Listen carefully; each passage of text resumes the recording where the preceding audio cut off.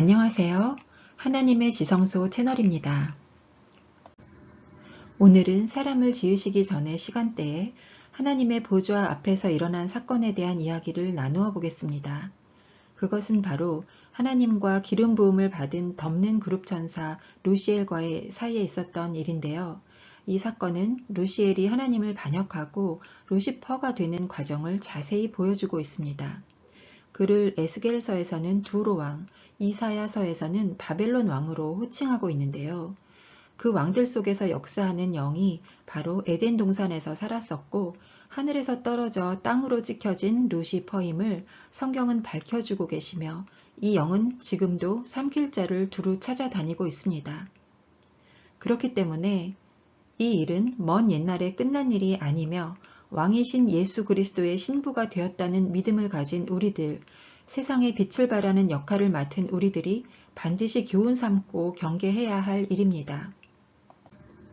루시엘은 하나님에 의해 아름답게 창조되었을 뿐 아니라 각종 보석으로 더욱 아름답게 치장하고 있었습니다. 에스겔서 28장 12에서 13절 말씀, 킹 제임스 흥정역입니다. 너는 지혜가 충만하며 아름다움이 완전하여 모든 것을 봉인하는 자로다.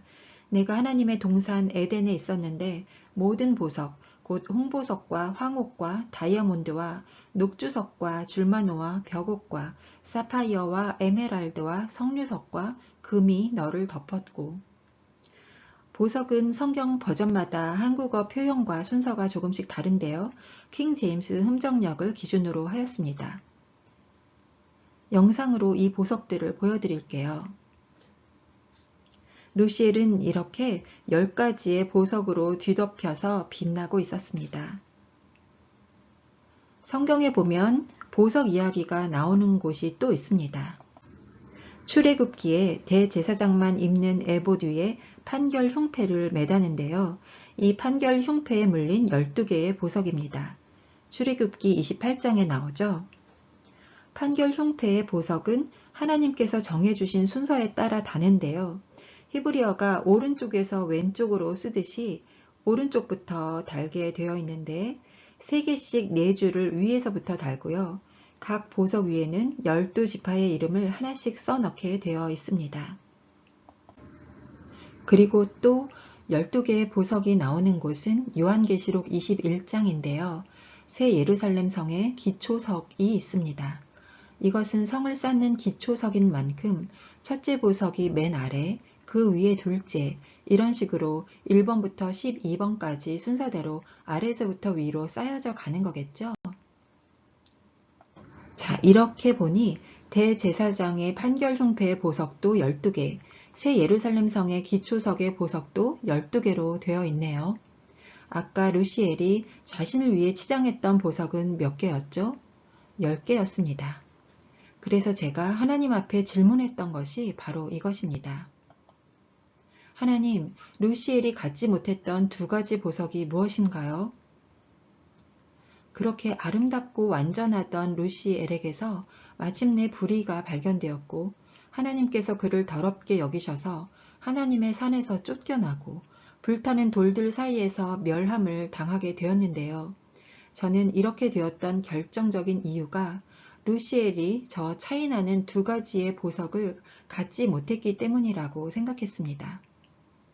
그가 갖지 못했던 2가지가 무엇인지 알아보기 위해서 저는 누구나 생각할 수 있는 가장 손쉬운 방법인 단순 비교 방법으로 각각의 보석들의 종류를 비교해 보았습니다. 먼저 대제사장의 판결 흉패에 있었던 12개와 비교해 보았는데요. 딱 맞아 떨어지지가 않는 겁니다. 12개 중에서 루시엘의 보석과 9개는 일치하는데 3개가 다른 종류였습니다. 지금 화면에서 테두리가 있는 9개의 보석은 루시엘과 일치하는 것이고 테두리가 없는 것은 판결 흉패에만 있는 것입니다. 새 예루살렘 성의 12기초석의 보석과도 비교해 보니 루시엘의 것과 7개는 일치하는데 5개가 달랐습니다. 보석의 이름을 한국어 버전, 영어 버전으로 다 비교해 보았는데도 루시엘이 갖지 못했던 딱 두 개의 보석이 무엇인지 이렇게 보석 길이의 비교 방법으로는 알아낼 수가 없었습니다. 그래서 열심히 자료들도 찾아보고 관련 설교도 찾아보았지만 제가 묻는 것에 대해 답을 주는 자료는 없었습니다. 그럼 이제 어떻게 해야 될까요? 저희는 주님께 기도하는 수밖에 없죠. 주님, 그 두 개가 뭔가요? 저는 포기하지 않고 주님의 대답을 기다렸습니다. 그리고 주님의 응답을 받는데 약 3년이 걸렸습니다. 그런데 그 답은 제 머리로 궁리해보고 헤아려 보던 방법이 아니라 말씀으로 말씀하시는 하나님의 방식으로 알려주셨습니다.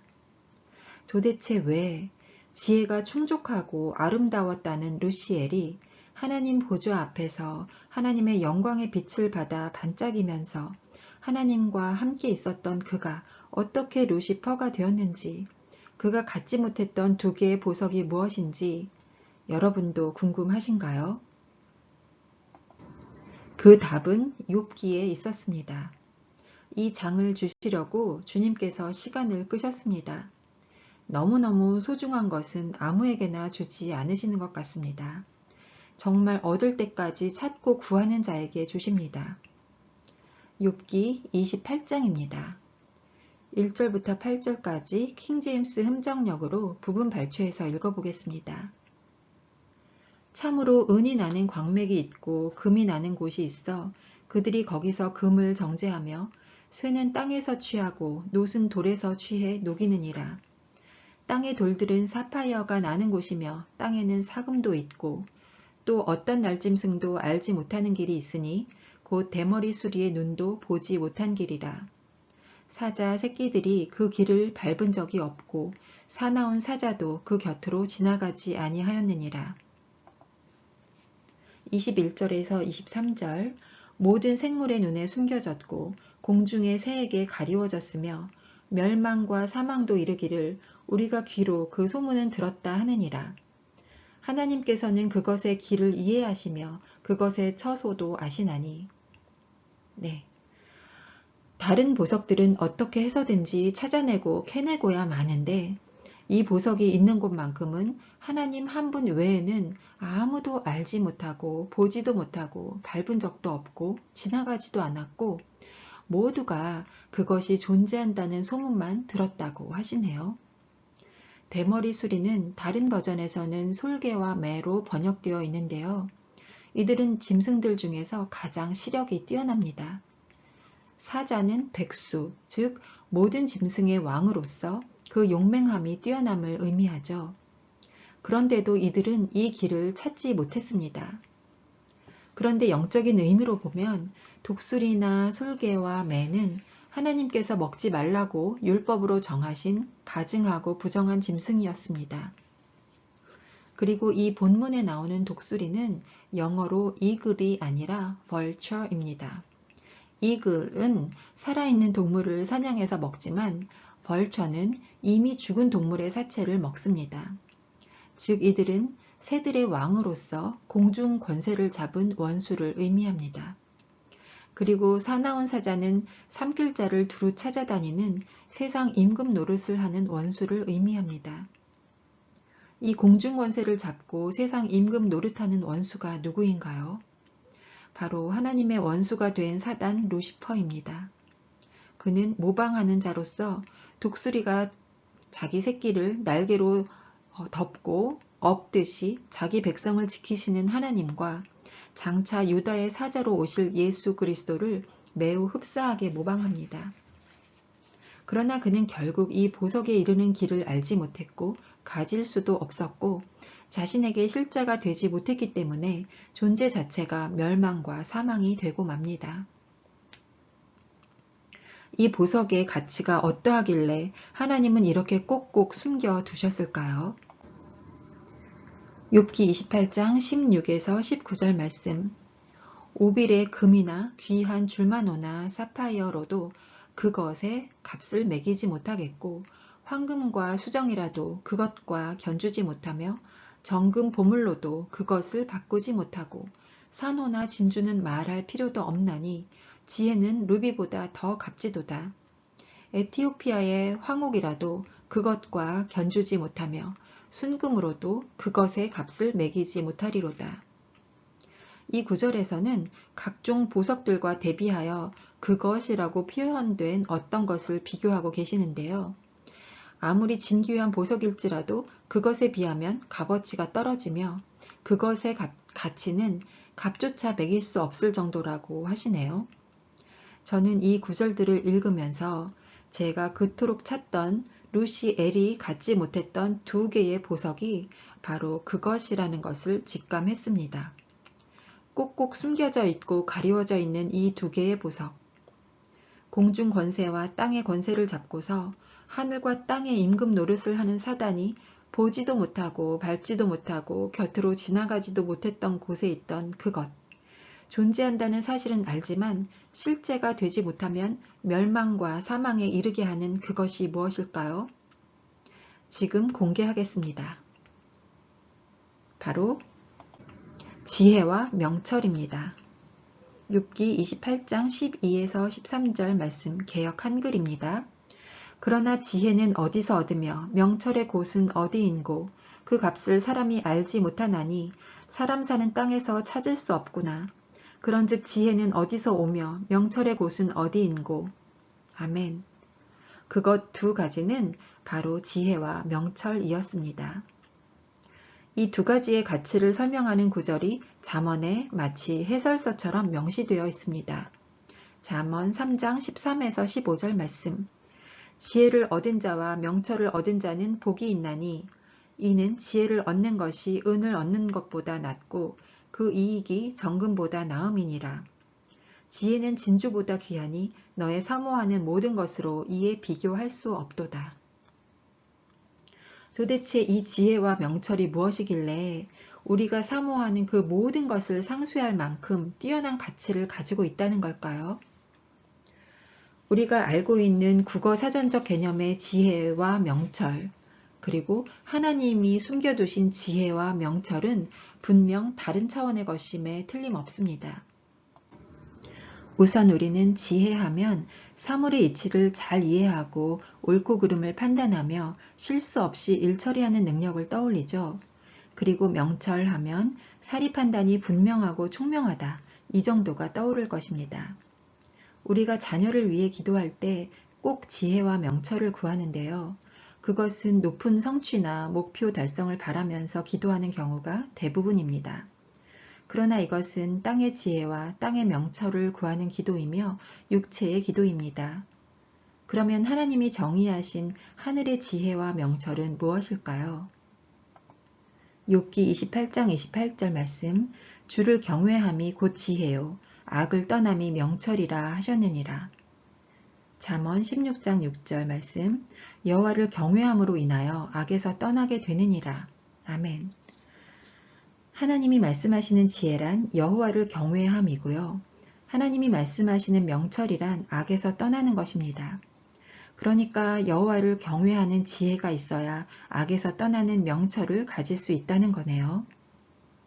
악이란 또 무엇일까요? 법을 어기고 남에게 피해를 주는 것일까요? 그것도 맞지만 역시 땅의 개념입니다.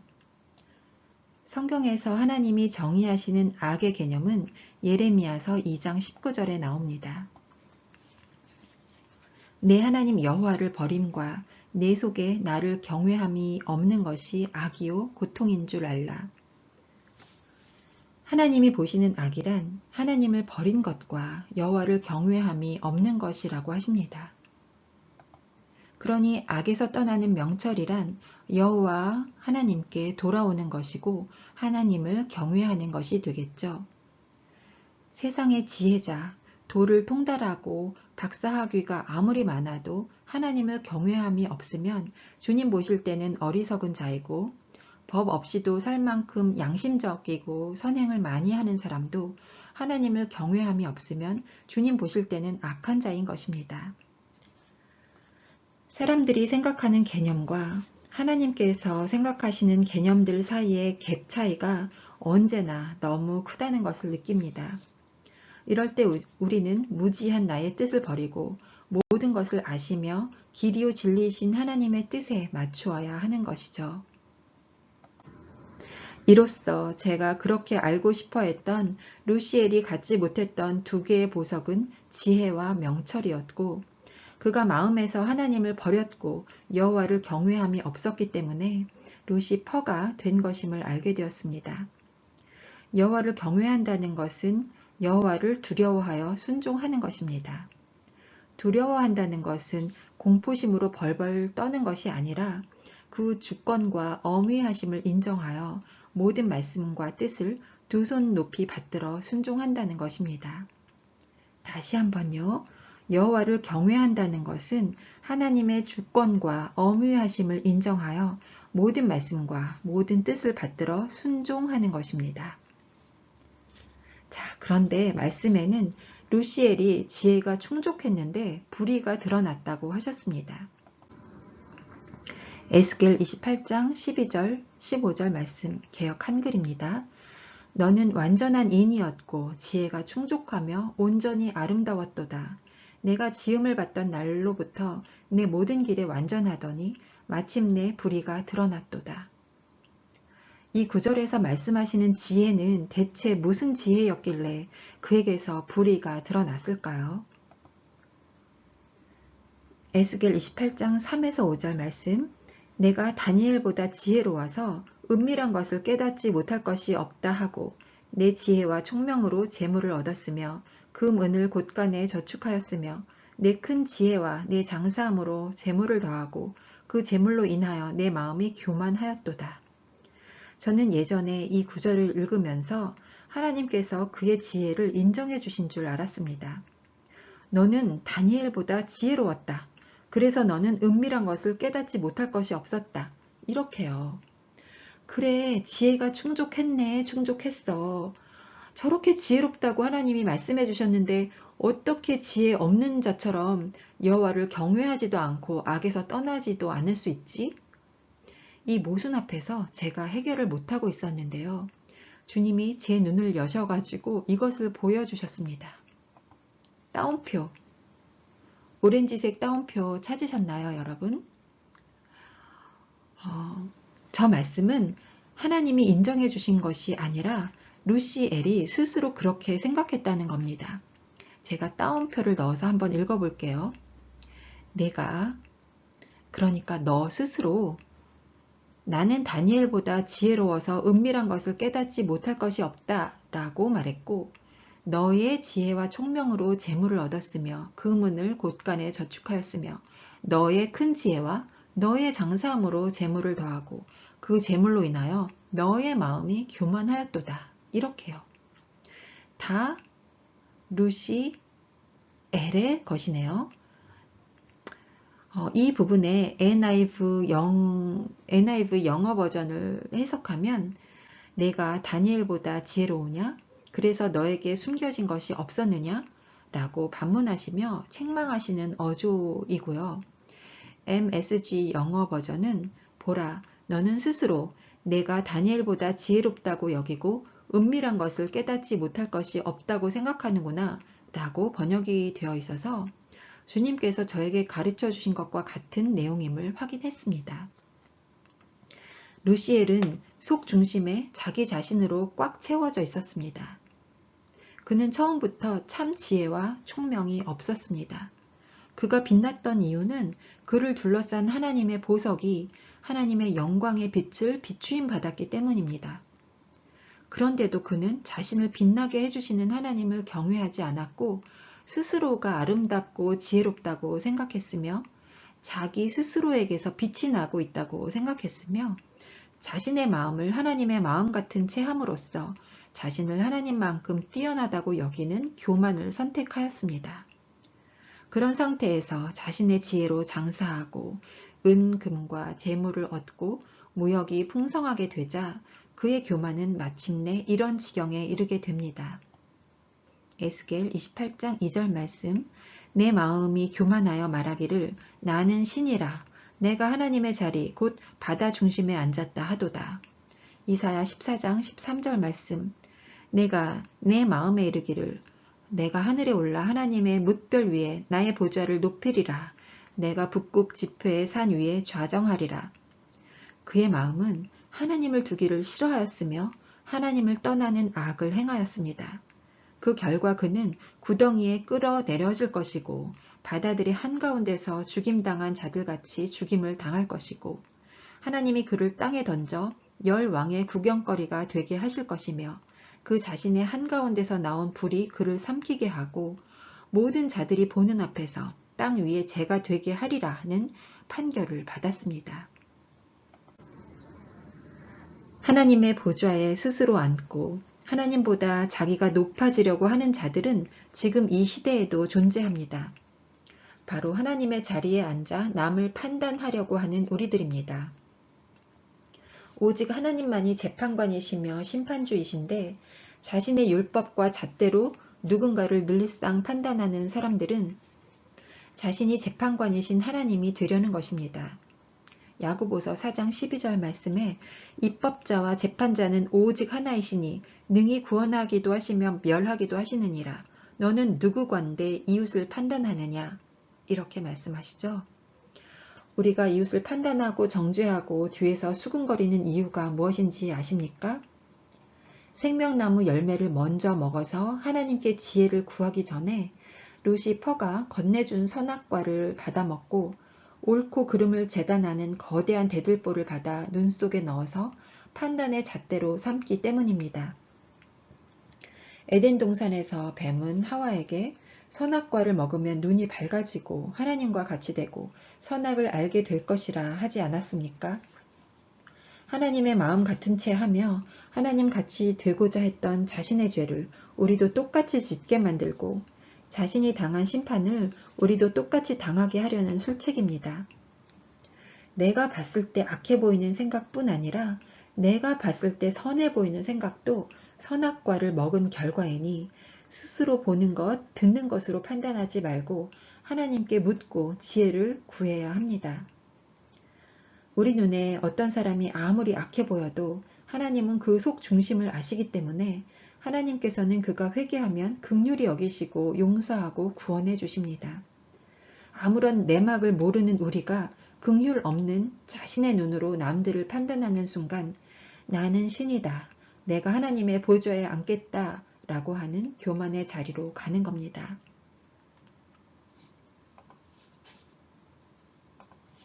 로마서 1장에는 사형에 해당하는 심판을 받을 21가지 죄의 목록이 나오는데요. 이 중에서 남을 판단하는 것과 관련된 죄목이 3분의 1인 7가지가 나옵니다. 오렌지색으로 표시를 해놨는데요. 적개심, 수군수군하는 것, 뒤에서 헐뜯는 것, 업신여기는 것, 애정이 없는 것, 화해하기 어려운 것, 긍휼이 없는 것입니다. 이런 일들을 우리는 참으로 쉽게 여기고 자주 행하지 않습니까? 남을 판단함으로 사형에 해당하는 죄는 갈라디아서 5장에 하나님의 나라를 유업으로 얻지 못하게 하는 죄와도 관계를 맺습니다.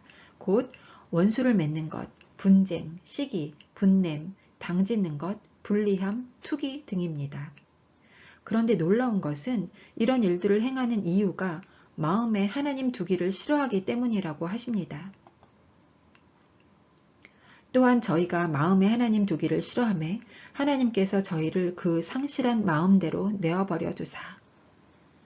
아까 악의 개념이 마음에 하나님 여호와를 버림과 하나님을 경외함이 없는 것이라고 하셨죠?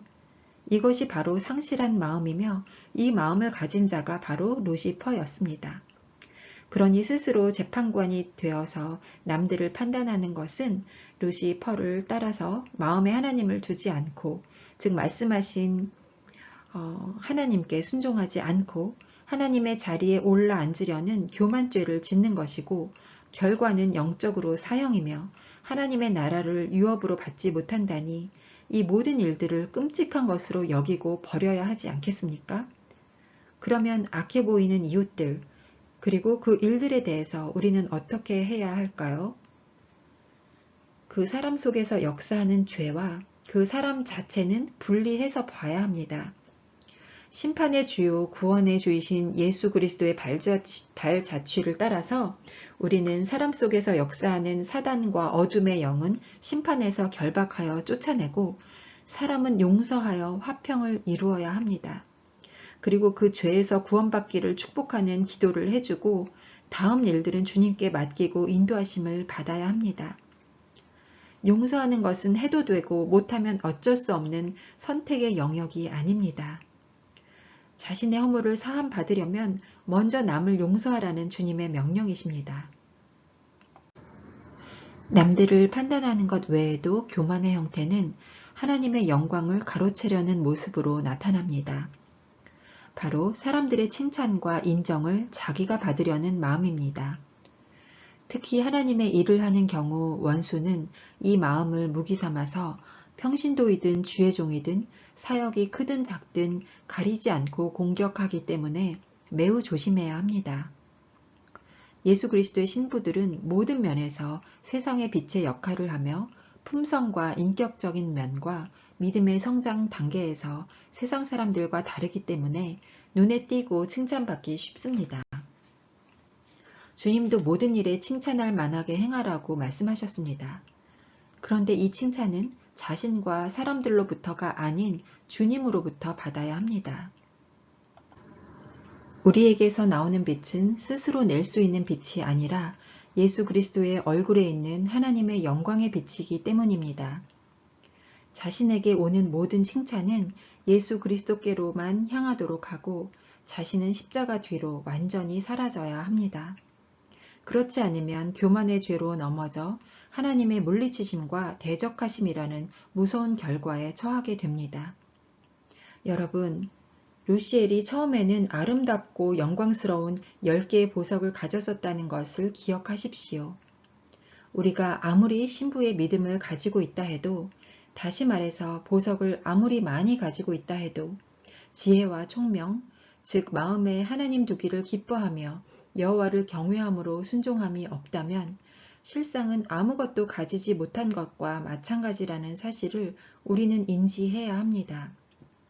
다른 10개의 보석도 하나하나 찾아내고 얻어내고 지켜내야 하지만 하나님께서 가장 가치 있게 여기시는 보석인 지혜와 총명은 목숨 걸고 지켜서 언제나 12개의 완전한 보석을 소유하고 유지하고 있어야 합니다. 그런데요, 여러분, 하나님만이 아시는 이 길이, 이 길 끝에 숨겨져 있는 보물인 지혜와 총명이 예수 그리스도시라는 것을 알고 계십니까?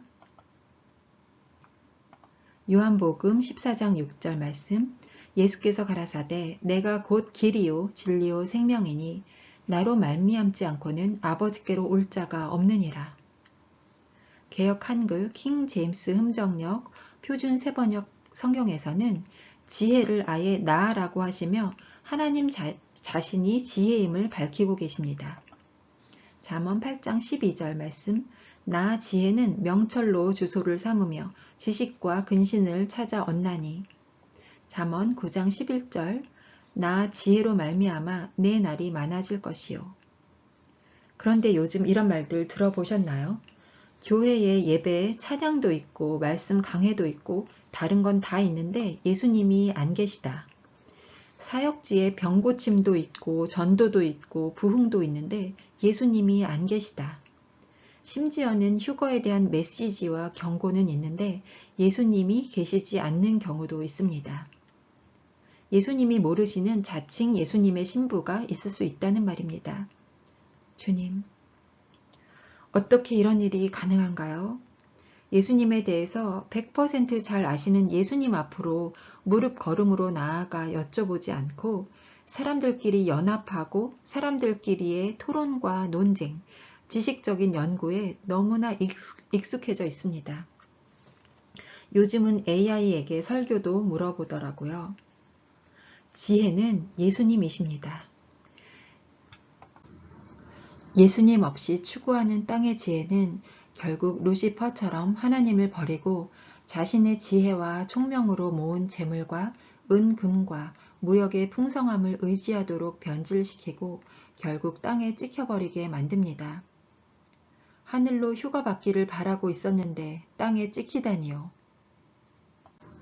신부의 믿음을 가진 우리의 삶 속에 예수 그리스도가 계십니까? 그분의 십자가 사랑이 여러분의 영혼 몸에 돌고 있습니까? 생명의 떡과 주님이 흘리신 물과 피의 음료를 매일 먹고 마시고 계십니까? 생명의 떡과 주님의 물과 피는 십자가의 죽으심과 부활하심과 승천하심을 거쳐 우리의 영 안에 오신 말씀입니다. 예수 그리스도는 지혜의 영, 곧 말씀이십니다. 보혜사 성령께서 우리 안에 오셔서 말씀을 가르치시고 생각나게 하시며 우리의 삶을 통치하고 계십니다. 요한복음 6장 63절 말씀, 내가 너희에게 이른 말이 영이요 생명이라. 출애굽기 28장 3절, 너는 마음이 지혜로운 자, 곧 내가 지혜의 영으로 충만하게 한 모든 자에게 말하여. 지혜로운 사람이란 예수 그리스도의 영이신 말씀이 마음에 가득 담겨 있는 사람을 말하며 마음에 가득 찬 말씀대로 사는 사람이 지혜로운 사람인 것입니다. 대제사장과 새 예루살렘 성의 12개의 보석과 루시엘의 10개의 보석의 차이는 지혜와 총명이 있느냐 없느냐였으며 여호와를 경외함이 있느냐 없느냐였으며 지혜의 영이신 주님의 모든 말씀에 순종하는가 불순종하는가의 차이였습니다. 휴거를 원하고 준비하시는 분들은 매일 말씀 속에서 예수님과 만나며 말씀을 통해 주시는 예수님의 지혜와 명철을 얻으며 얻은 지혜와 명철에 따라 순종하고 사시는지 점검하십시오. 우리는 스스로 반짝거리려 하지 말고 하나님의 지성소 안으로 들어가서 잠잠히 묵묵히 주님 안에서 기본기를 다져야 합니다. 그런데 여러분, 하나님의 말씀을 순종하고 싶으나 잘 안되고 불순종하는 자신 때문에 너무 곤고하신가요? 네, 잘 안되는 게 이상한 것이 아닙니다. 지혜와 총명을 얻어 여호와를 경외함으로 순종하게 되는 이 길은 쉽게 발견되고 찾을 수 있는 길이 아닌 것을 보셨지 않습니까? 이 길은 하나님께서 감추어 두셨습니다. 왜 감추어 두셨을까요? 이곳에 숨겨져 있는 엄청난 축복을 하나님은 아무에게나 주고 싶지 않으신 것입니다. 피조물에게 10가지 보석의 영광과 영광의 직분을 주었더니 스스로의 아름다움에 도취한 채 교만해져서 하나님이 주신 그 자유의지를 가지고 하나님을 떠났던 사례가 있지 않습니까? 하나님은 그런 일을 또다시 겪고 싶지 않으신 겁니다. 하나님은 말로만 사랑한다고 고백하는 자, 사랑의 행동도 사랑의 순종도 없이 입술로만 사랑 타령하면서 스스로 교만에 빠지는 사람들에 의해 만홀히 여김 당하는 것을 허락지 않으십니다. 그래서 자유의지를 가지고 하나님께 순종하기 위해서 감춰진 길, 이 좁고 협착한 길을 찾아 나서는 자에게만 이 길을 보여주시고 죄와 피 흘리기까지 싸우는 자, 그분들을 이 길 위에 서게 하시고 인도하시고 끝내 복을 주시려는 것입니다. 주님은 문을 활짝 열어젖히고 사랑하는 주님을 찾아 나선 신부들에게서 때때로 자신을 감추시고 숨으십니다. 아가서 5장 6절 말씀, 내가 나의 사랑하는 자 위하여 문을 열었으나 그가 벌써 물러갔네. 그가 말할 때에 내 혼이 나갔구나. 내가 그를 찾아도 못 만났고 불러도 응답이 없었구나. 주님은 지혜와 명철의 길을 감추시고 신부일지라도 불순종하여 넘어지는 일을 허락하십니다. 왜인지 아십니까? 잃어버린 보석의 가치를 확실히 깨우쳐 주시고 더욱더 꽉 붙잡고 있게 하시려는 것입니다. 불순종하게 되면 우리의 마음이 즉시로 평안과 안식을 잃어버리고 주님 앞에서 숨고 싶고 주님과 확 멀어지는 것을 느끼지 않으십니까? 예전에는 불순종인 줄도 몰랐고 죄인 줄도 몰랐고 죄의 소욕을 따라 내 마음이 하나님인 채 하며 마음대로 살았지만 지금은 아니지 않습니까? 오히려 순종이 기쁘고 순종 안에서 자유하며 거룩과 성결의 삶의 기쁨으로 넘치지 않습니까? 그러니 때로 불순종하여 주님과의 친밀함을 잃어버림을 허락하심은 주님의 신부로 하여금 더욱더 깨어나고 정신을 차리고 첫사랑을 회복하여 더욱 강하고 단단한 의지로 예수 그리스도께 딱 붙게 하시려는 주님의 사랑이십니다. 혹시 여호와를 경외하여 모든 말씀에 순종하는 이 좁고 협착한 길을 찾아내서 잘 가다가 넘어져서 교만하게 되고 지혜와 총명을 놓쳤다고 생각된다면 어디서 그 길을 잃었는지 점검하시고 진실로 예수 그리스도를 완전히 잃어버리기 전에 반드시 회개하시고 옷이 아니라 마음을 찢고 상한 심령으로 통회에 자복하면서 주님께로 돌아오셔야 합니다. 시편 51편 17절 말씀. 하나님의 구하시는 제사는 상한 심령이라. 하나님이여 상하고 통회하는 마음을 주께서 멸시치 아니하시리이다. 주님께 손 내밀어 달라고 구하십시오. 상한 갈대 꺾지 않으시고 꺼져가는 등불 끄지 않으시며 즉시로 손 내밀어 주시는 주님 붙잡고 일어서십시오. 그리고 주님께로 돌아오십시오. 죄가 더한 곳에 은혜가 더욱 넘치지 않습니까? 우리는 루시퍼와 다릅니다. 그는 버림을 당했지만 하나님의 형상과 모양을 입고 예수 그리스도의 돕는 배필로 지음받은 우리에게는 십자가에서 구원의 착한 일을 시작하신 주님께서 회개할 기회를 주시고 용서하시고 구원을 끝까지 이루어 주시고 온전케 해주십니다. 빌립보서 1장 6절 말씀. 너희 속에 착한 일을 시작하신 이가 그리스도 예수의 날까지 이루실 줄을 우리가 확신하노라. 너무나 큰 은혜가 아닙니까? 할렐루야. 여러분께서는 진정 여호와를 경외하기 위해서 하나님의 모든 말씀에 사랑으로 순종하고 싶다는 순결한 동기로 이 길을 가고자 하십니까? 그렇다면 축하드립니다. 놀랍게도 시편 25편 1절 말씀에 여호와를 두려워하여 경외하는 자에게는 여호와의 친밀함이 있다고 하십니다. 두려워하면서 경외하는 자를 주님께서는 친밀하게 더욱더 가까이 해주신다는 말씀입니다. 순종의 길을 찾느라 곤고해하고 힘들어하는 바로 그때 주님은 친밀함 가운데 만나주시고 인도하시고 그에 상응하는 복을 주십니다. 하나님이 준비하신 복이 무엇일까요? 여러분은 하나님께 어떤 복을 받고 싶으세요? 아직도 세상의 그 어떤 것들, 해결받아야 할 내 문제들이 먼저 떠오르십니까? 네, 그런 것도 물론 해결받아야죠. 하지만 주님이 약속하신 복은 바로 생명이고 구원이며 예수 그리스도이십니다. 예수 그리스도 외에 더 큰 복이 있습니까? 저에게는 없습니다. 예수 그리스도 한 분이면 이 우주와도 바꾸지 않습니다. 잠언 3장 18절 말씀. 지혜는 그것을 붙잡는 자들에게 생명나무니 그것을 간직하는 자는 다 행복하도다.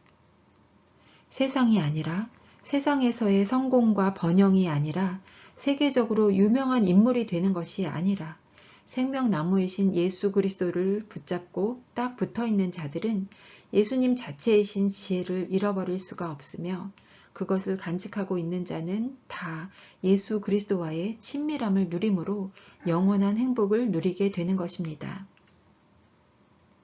주님 말씀에 순종하려니 나 자신이 죽어야 합니까? 내 자아와 유익을 버려야 합니까? 의지와 자존심을 꺾어야 합니까? 그것이 너무나 힘겹고 때로는 아깝나요? 이 말씀을 붙드십시오. 로마서 8장 18절 말씀.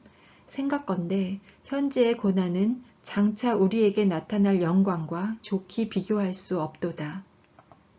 고린도 후서 4장 17절 말씀. 우리의 잠시 받는 가벼운 고난이 우리를 위해 훨씬 더 뛰어나고 영원한 영광의 무거운 것을 이루느니라. 빌립보서 4장 14절 말씀. 그러나 너희가 내 괴로움에 함께 참여하였으니 잘하였도다. 히브리서 11장 6절 말씀. 믿음이 없이는 기쁘시게 못하나니 하나님께 나아가는 자는 반드시 그가 계신 것과 또한 그가 자기를 찾는 자들에게 상 주시는 이심을 믿어야 할지니라. 하나님을 사랑하여 모든 말씀에 사랑에 순종을 하는 자에게 주시는 상이란 하나님의 지성소, 왕의 침궁에서 주님과 친밀함을 나누는 것이며 예수님은 내 안에, 나는 예수님 안에 서로 거처하는 것이며 그러한 자들에게 주겠다고 하나님께서 언약하신 영원한 기업, 즉 새하늘과 새 땅이며 그곳에서 주님과 함께 영원히 살면서 왕 노릇하는 영광의 상입니다. 신명기 30장 20절 말씀. 내 하나님 여호와를 사랑하고 그 말씀을 순종하며 또 그에게 복종하라. 그는 내 생명이시오 내 장수시니 여호와께서 내 열조 아브라함과 이삭과 야곱에게 주리라고 맹세하신 땅에 내가 거하리라. 요한계시록 5장 9에서 10절 말씀. 새 노래를 노래하여 가로되 책을 가지시고 그 인봉을 떼기에 합당하시도다. 일찍 죽임을 당하사 각 족속과 방언과 백성과 나라 가운데서 사람들을 피로 사서 하나님께 드리시고 저희로 우리 하나님 앞에서 나라와 제사장을 삼으셨으니 저희가 땅에서 왕노릇 하리로다 하더라. 아멘. 함께 기도 올리시겠습니까? 지혜와 총명의 신이신 하나님 아버지 감사합니다. 지혜의 영이시며 생명나무이신 예수 그리스도를 사랑합니다. 하나님께서는 아버지를 경외하는 자, 모든 말씀을 두렵고 떨림으로 받들어 순종하는 자를 사랑해 주심을 알고 있습니다. 제각기 자기 소견에 옳은 대로 생각하고 말하고 행동하는 사람들 가운데서 자아를 꺾어 십자가에 매달고 하나님의 말씀에 순종하는 길을 찾고 구하고 두드리는 자에게 감추어 두셨던 길을 열어주심을 알고 있습니다. 이 길 끝에 계시는 예수 그리스도께 당도하기 위하여 저희들이 날마다 사랑에 순종을 하며 주님 앞에 나아가고 있습니다. 주님께 순종하는 길이 너무 좁고 협착하여 저희 힘으로 더 갈 수 없을 때 주님께서 안으시고 업으시고 어깨에 들쳐매시고 이 길을 함께 가주시니 너무나 감사하고 행복합니다. 혹여 가다가 넘어져서 일어날 힘조차 없는 자들에게 한없는 긍휼과 은혜를 베푸사 새로운 기름을 발라주시고 포도주로 기운을 차리게 하시며 생명의 호흡으로 메마른 뼈가 생기를 얻는 역사를 일으켜 주시옵소서. 온 마음 다하여 구원이신 예수 그리스도께 감사와 영광 올려드립니다. 저희를 이 길로 불러주시고 이 길 위에 세워주신 예수 그리스도께서 신실하신 사랑으로 끝까지 완주할 수 있도록 이끌어 주실 것을 믿습니다. 사랑하는 우리의 남편이신 예수 그리스도의 이름으로 기도드립니다. 아멘. 여러분, 하나님의 지성소까지 함께 가요. 가장 값진 보석이신 예수 그리스도께서 그곳에 계십니다. 마라나타.